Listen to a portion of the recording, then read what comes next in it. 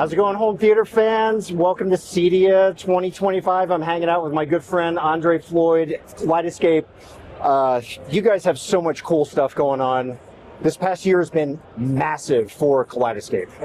It has been. We've done a lot of stuff this spring, as you can see here on the table. So last year, this was new. The Strato V was our new flagship player. We added Dolby Vision capability and storage in the box at an all-in-one price. Yeah, this came out at the end of last year.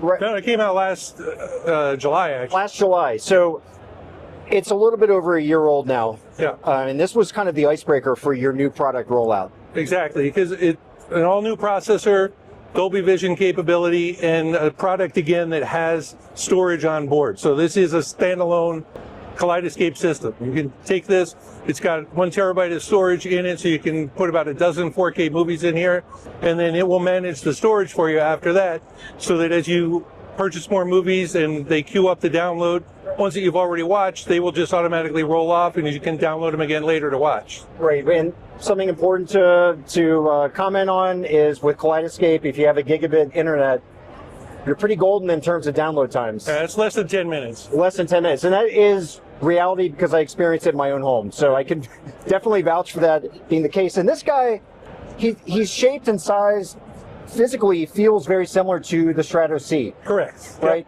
Yeah, it's the same case, just a black anodized case. Yeah, I love the new look of the product line. It's really cool and slick. Yep, and so then this year, in the spring, we started rolling out these smaller, less expensive players to try and expand our reach into people who need more affordable product. So Strato E is a 4K player, also with onboard storage. It's just under a half a terabyte. So this will give you about 6 4K movies, a little more if it's HD quality or SD quality. Right. Still has Dolby Vision. It doesn't have as many connectors on the back. So, it's a little bit more purpose-built. But the thing is that, now it's not such a big deal to need to divide your video and audio paths. Everybody's got receivers that are pretty capable, so you can run everything through there. So then we also added the Strato M product, which is similar to this. It actually downloads the same 4K movies as the rest of the products, but this will output in HD. And so it just allows us to develop another price point around 2K to get into additional screens in a house. Because what we know from the progression of standard definition to high definition to 4K, there's different viewing distances affect what you can see. And once you get beyond 3 picture heights from the screen, you can't tell the difference between 4K and HD. Which is where people are roughly sitting. I mean, nobody is sitting and especially into the TV. In a bedroom, right? So that's you start off with your Kaleidescape system, you love having it in your theater or your media room, wherever you watch movies most of the time. But then sometimes I just want to get into bed and watch the end of this. And so it would be great if I had a Kaleidescape in the bedroom. And in the bedroom, you've got 55-inch TV, and it's on the other side of the room. You don't need it to be, and it might not even be a 4K TV. And so the Strato M lets you add that player for a little lower cost than one of these, and be able to just pause the movie downstairs, run up, and watch the rest of it. Yeah, I'll drop a link down into the description of this video. An industry legend named John Thompson, he's over in the UK. He wrote an article that he graciously allowed us to publish on our website about bitrate and the importance of bitrate, particularly when we're talking about a 2K player, and how bitrate is ultimately something that you should be most interested in once you get into the HD and 4K realm. In the end, there's the number of pixels that you want to see on the screen, and then there's the amount of data that is feeding those pixels. Right. And so bitrate is the amount of data that's feeding those pixels. And so that's one of the things that's actually very cool about this Strato M player. Despite being an HD 2K output device, because it's taking in the 4K signal, the same bits that are feeding our 4K players, but it's downscaling those. We actually take the color information from those other 6 million pixels and use that color information to develop a 422 color sampling Yep.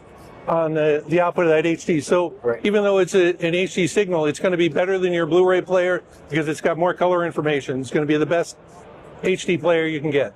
Right. So if you have any reservations about 2K, I mean, you just heard, I think you summed it up pretty well, but I would head over and read John's article because this is someone who has a lot of experience in the world of video production, and he has some really interesting insights that I think you'll find super interesting to read and learn about. And this also is HDR, even though it's 2K, it will output HDR and Dolby Vision in 2K resolution. Yeah. It's the only device that does that. That's really cool. And case-wise, these are very similar, right? Exact same case, yeah. Exact same case. Form factor, as you can see, it's a little smaller. Smaller, lighter. Than the Strato C. So is this something that you can download movies onto and throw into a backpack and take on a work trip? Yeah, once you've got the movies in it, it obviously needs to be online to download the movies. But once movies are in it, yeah, you can take that camping with you. Get a little Pico projector and a big battery, and off you go. That's fantastic. Okay, so through the magic of video, we're going to take a quick break, and we're going to jump into the UI here. This you got to see. All right, so Andre, this is a brand new UI experience that Kaleidescape has recently launched, correct? Correct. It launched last week. Yeah. This is bringing AI into the experience of helping our customers find movies to watch. And that's always been the design of our interfaces, both for the store and for just on your system when you're sitting in your theater watching a movie looking for something. There are a lot of tools and features that people don't realize right off the bat are designed to help you find movies, out of the myriad of ones there are to use. And so we've added this AI feature so anyone who has a Kaleidescape account can access this and use this to more intelligently find what they want to watch using regular English language. Okay. All right. So let's give this a roll. We're going to ask it a couple questions here just so everyone out there can see how this behaves. So what kind of question would you like to ask it? So you were looking for some action movies, but you didn't want to stay up too late on Friday night? Yeah, sure. So let's try action movies under 2 hours. And so you can put basically any prompt in here in regular English language. That's really cool. I love it. It'll come back with information about the movies here. It'll show you the titles off on the right side. These are just titles that are within the library. Can you ask it to only show you titles that you own? If I owned any of these movies, you would see it. You get the little check mark. Exactly. Yeah. Oh, very cool. So it gave us 5 movies there, but you can ask for more, I'm assuming? Yeah, so we want this to be pretty reactive and and quick.